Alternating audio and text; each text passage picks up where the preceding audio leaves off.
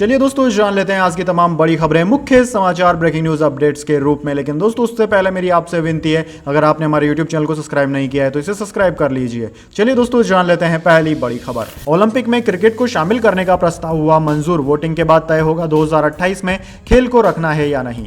जी हां दोस्तों, international Olympic committee IOC ने लॉस एंजलिस ओलंपिक 2028 में क्रिकेट को भी शामिल करने के प्रस्ताव को स्वीकार कर लिया है। IOC ने शुक्रवार को मुंबई में अपनी एग्जीक्यूटिव बोर्ड मीटिंग में यह निर्णय लिया। IOC के अध्यक्ष थॉमस बॉक ने कहा है कि अधिकारियों ने लॉस एंजलिस ओलंपिक आयोजकों के क्रिकेट को 5 नए खेलों में से एक में शामिल करने के प्रस्ताव को स्वीकार कर लिया है, लेकिन सभी नए खेलों को 2028 खेलों में शामिल करने के फैसले से पहले IOC सदस्य वोटिंग करेंगे, जो 14 से 16 अक्टूबर तक मुंबई में होगी। 5 खेलों में baseball, softball, flag football, squash और लैक्रोस के साथ क्रिकेट के T20 फॉर्मेट को भी चुना गया है। इसके बाद दोस्तों अगली बड़ी खबर। सड़कों पर भागते फिलिस्तीनी, हवा में अल्टीमेटम वाले पर्चे उड़ाती इजरायली फोर्स, गाजा पट्टी में भगदड़ जैसे हालात।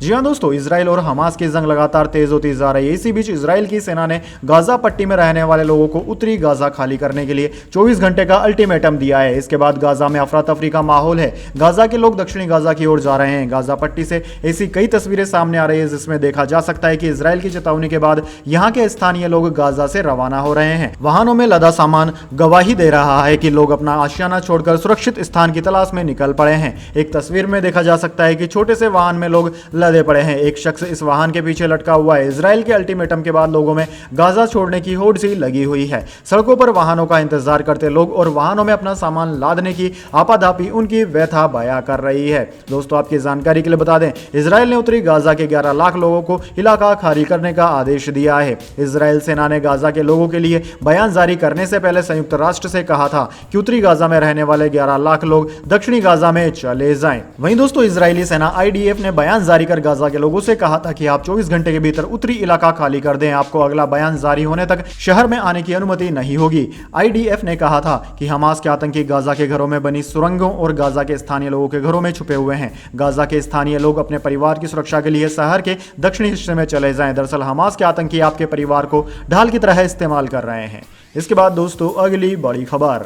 यूक्रेन रूस युद्ध के साथ मौजूदा इजराइल फिलिस्तीन संघर्ष ग्लोबल इकोनॉमी के लिए दोहरी मार, वित्त मंत्री निर्मला सीतारमण ने कहा। जी हां दोस्तों, मोरक्को में G20 वित्त मंत्रियों और सेंट्रल बैंकों के गवर्नर की चौथी बैठक और IMF वर्ल्ड बैंक की सालाना बैठक के दौरान भारत की वित्त मंत्री निर्मला सीतारमण विभिन्न कार्यक्रमों में हिस्सा ले रही है। गुरुवार को वित्त मंत्री निर्मला सीतारमण ने ब्राजील के अर्थव्यवस्था मामलों के मंत्री फर्नांडो हद्दाद से मुलाकात की। वित्त मंत्री ने यह भी कहा कि यूक्रेन रूस युद्ध के साथ चल रहे इजराइल फिलिस्तीन संघर्ष ग्लोबल इकोनॉमी के लिए दोहरी मार है। मोरक्को के मराकेश में डेवलपमेंट कमेटी की 108वीं बैठक में निर्मला ने कहा कि घरेलू खपत और निवेश मांग भारत की GDP को आगे बढ़ाती रहेगी। बैठक का एजेंडा था रहने योग्य ग्रह पर गरीबी को समाप्त करना, विश्व बैंक के विकास पर गवर्नरों की रिपोर्ट। इसके बाद दोस्तों अगली बड़ी खबर। खालिस्तानियों की धमकी के बाद टीम इंडिया की सुरक्षा बढ़ी। Bharat Pakistan world cup match के लिए 12,000 सुरक्षाकर्मी, बम स्क्वाड, एंटी ड्रोन तैनात।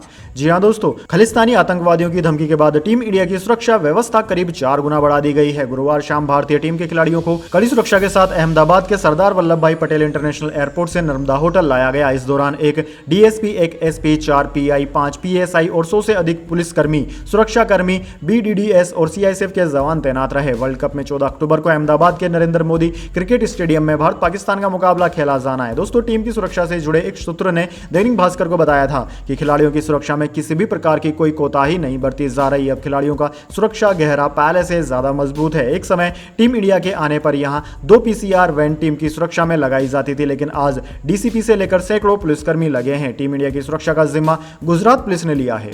इसके बाद दोस्तों अगली बड़ी खबर। ज्ञानव्यापी का धार्मिक चरित्र तो देखना होगा, सुप्रीम कोर्ट ने प्लेसेस ऑफ वर्शिप एक्ट पर कहा। अगली सुनवाई 16 अक्टूबर को। जी हां दोस्तों, ज्ञानव्यापी मामले पर सुप्रीम कोर्ट में शुक्रवार को हुई सुनवाई में मुस्लिम पक्ष की तरफ से हुजैफा अहमदी ने कहा कि मुख्य याचिका मेंटेनेबिलिटी की है। अगर यह मेंटेनेबिलिटी नहीं रहा तो बाकी की याचिकाओं का कोई मतलब नहीं रह जाएगा। शीर्ष अदालत ज्ञानव्यापी मामले में दाखिल कुल 3 याचिकाओं पर सुनवाई कर रही है। हुजैफा अहमदी ने शीर्ष न्यायालय से कहा कि सुनवाई टाल दी जाए, किसी रेगुलर मैटर वाले दिन सुनवाई की जाए, क्योंकि आज का कोर्ट का वक्त समाप्त हो रहा है। सुनवाई के दौरान प्लेसेस ऑफ वर्शिप एक्ट को लेकर भी बहस हुई। मामले की सुनवाई मुख्य न्यायाधीश जस्टिस DY चंद्रचूड़ की अगुवाई वाली 3 जजों की बेंच कर रही है, जिसमें जस्टिस JP पारदीवाल और जस्टिस मनोज मिश्रा मिश्रा भी शामिल हैं।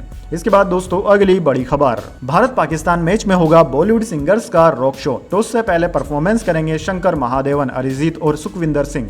जी हां दोस्तों, भारत और पाकिस्तान के बीच होने वाले वर्ल्ड कप के मैच से पहले म्यूजिकल इवेंट होगा। इसकी घोषणा भारतीय क्रिकेट कंट्रोल बोर्ड बीसीसीआई ने गुरुवार देर रात सोशल मीडिया एक्स के जरिए की। भारत और पाकिस्तान के बीच वर्ल्ड कप का मैच 14 अक्टूबर यानी कि आज अहमदाबाद के नरेंद्र मोदी स्टेडियम में खेला जाना है। दोनों टीमें अहमदाबाद पहुंच चुकी है। टॉस से 1 घंटे पहले यानी कि 12:30 बजे से बॉलीवुड सिंगर शंकर महादेवन, अरिजीत सिंह और सुखविंदर सिंह परफॉर्मेंस करेंगे। भारत पाकिस्तान के बीच मैच का टॉस अपने निर्धारित समय यानी कि 1:30 बजे ही होगा। मैच 2 बजे से शुरू होगा। इसके बाद दोस्तों अगली बड़ी खबर, भारत पाकिस्तान मैच के लिए Shubman Gill 99% fit. Press conference में कप्तान रोहित शर्मा के बड़े खुलासे। जी हां दोस्तों, भारत पाकिस्तान मैच से पहले भारतीय कप्तान रोहित शर्मा ने प्रेस कॉन्फ्रेंस की, जिसमें उन्होंने शुभमन गिल को लेकर बड़ा अपडेट देते हुए कहा कि मुकाबले के लिए गिल 99% फिट है। भारत और पाकिस्तान के बीच मुकाबला आज खेला अहमदाबाद के नरेंद्र मोदी स्टेडियम में खेला जा रहा है। दोस्तों फैंस इस मुकाबले को लेकर बहुत उत्साहित हैं। यह विश्व कप में भारत का तीसरा मुकाबला होगा। टीम इंडिया पहले दोनों ही मुकाबलों में जीत हासिल कर चुकी है। टीम ने पहला मैच ऑस्ट्रेलिया और दूसरा बांग्लादेश के खिलाफ जीता था। वहीं दोस्तों रोहित शर्मा ने प्रेस कॉन्फ्रेंस में टीम के बॉलिंग कॉम्बिनेशन को लेकर भी बात कही। भारतीय कप्तान ने 3 स्पिनर्स के साथ उतरने के सवाल पर कहा कि उन्होंने अभी तक पिच नहीं देखी है, जरूरत पड़ने पर खिलाड़ी आगे आने को तैयार हैं।